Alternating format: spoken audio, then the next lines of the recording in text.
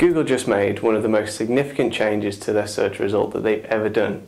And for once, it wasn't a change in the algorithm.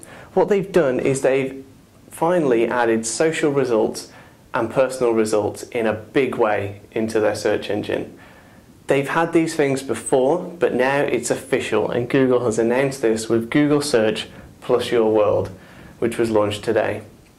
Now the plus part of that is obviously important because these results are pulled from Google Plus to help add extra data to the search results.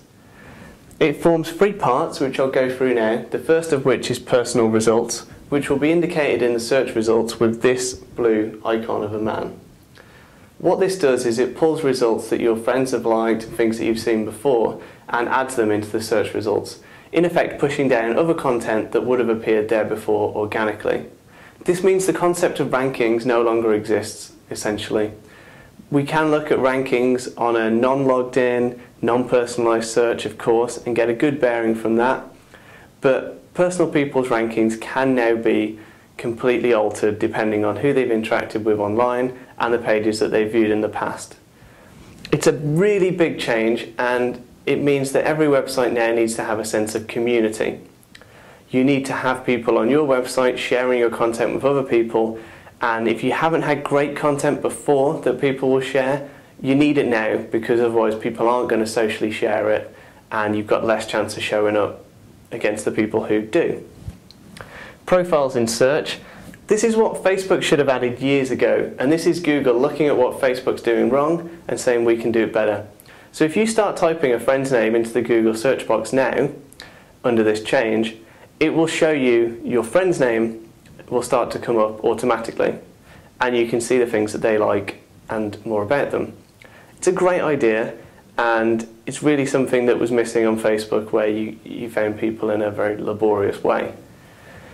And people and pages, we've seen this already. We've seen profile pages for people and various brands starting to appear. Now it's official, they're going to appear more and more. So if your brand isn't on Google+, then you need to go at it right now, and you need to start building up a following of people.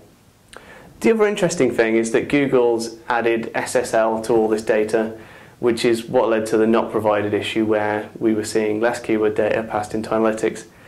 Now it sort of makes sense why they did that, because now we're looking at people's personal data at a really high level. Protecting the privacy of people's search results sort of makes more sense now.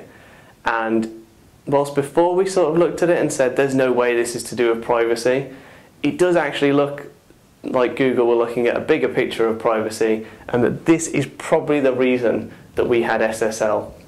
So in one go, they've managed to reduce the number of keyword data we're going to see on our website and destroy rankings. So it's going to be a really interesting time from now on. I don't think this fundamentally means SEO has changed anyway, really.